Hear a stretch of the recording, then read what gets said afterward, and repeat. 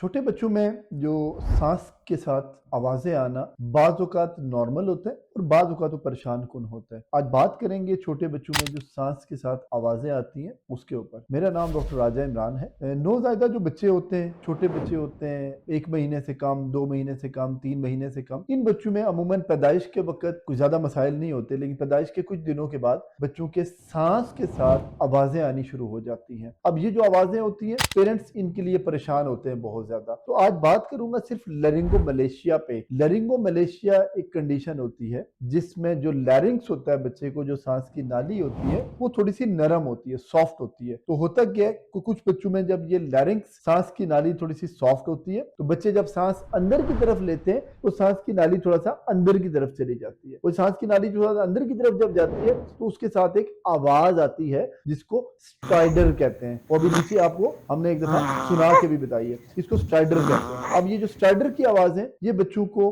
Feed करने के अमल के दौरान और सीधा लेटने के अमल के दौरान ये आवाजें ज्यादा होती हैं। जब बच्चे को सर ऊंचा करके आप रखेंगे या बच्चे को आप उल्टा लेटाएंगे तो तब ये आवाजें थोड़ी सी उसकी कम हो जाएंगी। तो बताने का मतलब ये है कि ये जो लैरिंगोमलेशिया होता है, जिसमें सांस अंदर लेते हुए कुछ आवाजें आती हैं, सीटी नुमा आवाजें आती हैं, और बाद बहुत ऊंची आवाज होती है। इवन आप बाहर टीवी लॉन्च में बैठे हो तो आपको बेडरूम से बच्चा सांस ले रहा हो तो उसकी आवाज भी वहां पे सुनाई देती है। तो ये जो आवाजें होती हैं ये बहुत नॉर्मल होती हैं। इसके लिए यूजुअली 97 to 98% बच्चों में किसी ऑपरेशन की जरूरत नहीं होती, ना किसी इन्वेस्टिगेशन की जरूरत होती है। जैसे जैसे बच्चे ग्रो करते हैं, बड़े होते हैं, अमूमन 12 से 18 महीने की उम्र में ये आवाजें खत्म हो जाती हैं, और ज्यादातर बच्चों में शुरू से 6 माह में ये आवाजें खत्म हो जाती हैं। थोड़े बच्चों में आवाजें रह जाती हैं, वो 12-18 माह में ये खत्म हो जाती है। तो अगर आपके बच्चे को इस तरह की कोई कंडीशन हो जिसमें उसके सांस के साथ इस तरह की आवाजें आ रही हो, तो आप ये समझ जाएं कि इसको लैरिंगोमलेशिया है। तो एक नॉर्मल कंडीशन है, जैसे जैसे बच्चा बड़ा होगा वक्त के साथ वो बेहतर हो जाएगा। लैरिंगोमलेशिया वाले बच्चों को जब भी आप लटाएं तो थोड़ा करवट पे करके लटाएं, या इनको सर थोड़ा ऊंचा करके लटाएं, या जब इनको फीड कराएं तो अच्छे तरीके से ऊंची करके गोद में बिठा के प्रॉप अप करके फीड कराएं। और थोड़ा आवाजें अगर ज्यादा है,